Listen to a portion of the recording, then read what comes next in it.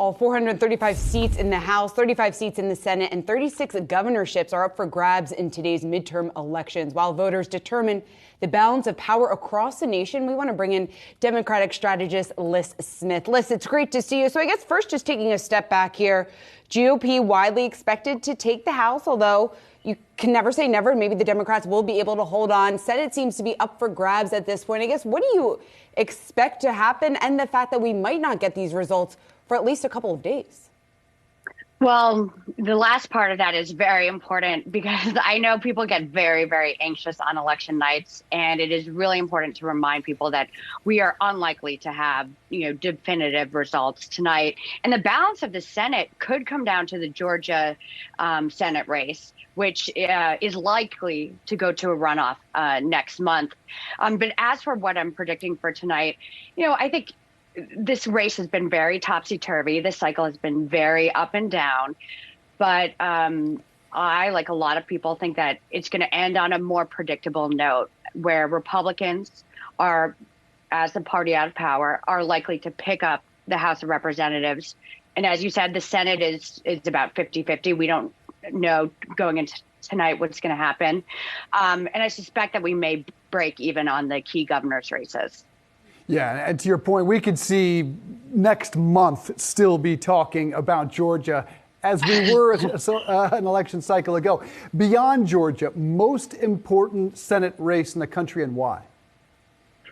I would say Nevada and Pennsylvania. So actually, can I give you a few different answers here?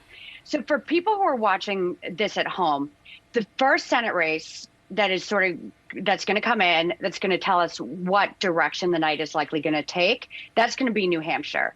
So currently the Democratic incumbent, Maggie Hassan, has a little bit of an edge there. But if it's super close or if she loses, that means that Republicans are very likely to have a good night. If she wins by, a heavy margin, it means Democrats are likely to overperform expectations. So I think that's really important. But when it comes down to control of the Senate, I am really interested to see what happens in Nevada, where we have a Democratic incumbent, Catherine Cortez Masto, trying to defend the seat, because what happens there could tell us the mood of the electorate, especially the mood of the Latino electorate. And Pennsylvania is going to be really important, too, because that is Democrats' top pickup opportunity. And that is a razor thin race. And we are unlikely to know the results of that tonight. And Liz, I want to ask you about, obviously, President Biden's approval rating at about 40%, depending on which poll you look at. How much is that going to factor in some of these razor thin margins? What might be the tipping point? Yeah, and it will be a tipping point. It will have an impact on this. And his approval rating right now is in line with where Donald Trump was in 2018, with where Barack Obama was in 2010, where Bill Clinton was in 1994.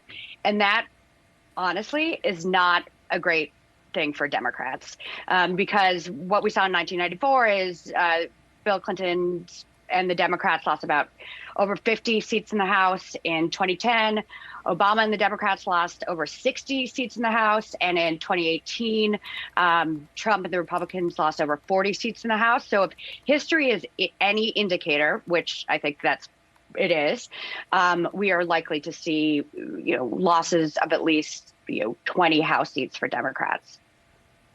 So one of the questions moving forward, and certainly for Democrats, is the economy. And if tonight breaks in the favor of Republicans, which some feel it could overwhelmingly, in particular in the Senate, how do Democrats get back that economic message? Because inflation clearly is going to be the one issue driving people to the polls.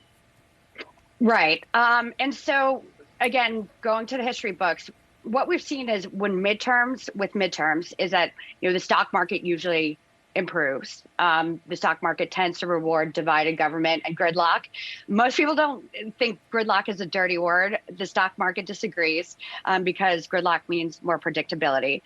But for most Americans, despite what politicians tell them, I think you and I can agree that there's no magic dial in either the Oval Office or in the halls of Congress that allow politicians to control, the price of gas or to control inflation, as much as we sometimes tell people that.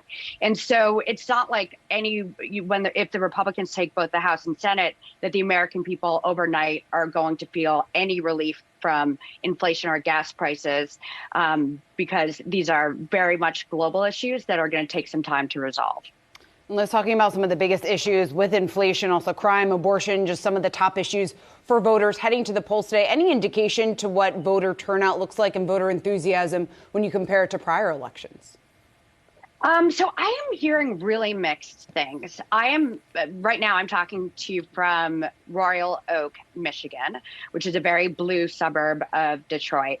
And we are seeing very good turnout numbers in Michigan. But Michigan has one thing going for it that a lot of states don't, that 45 of the other states across the country do not have, which is there is an abortion initiative on the ballot. And thus far this cycle, we've seen when abortion is on the ballot, it is a very good thing for Democrats. We saw that in Kansas, and it's expected to be good for Democrats here in Michigan, in Kentucky, in Vermont, in California. But in most other states, abortion is largely faded as an issue for voters. It is not the number one issue, as it is for women voters here. And in states where inflation is number one issue for voters, or crime and immigration are in the top 2 or 3, that is a terrain that is more likely to favor Republicans. So in states like Michigan, I think we may have a good night. But in states like, I mentioned Nevada before, but Nevada, Arizona, places where inflation, immigration, issues like that are more important, we are likely to see more mixed results.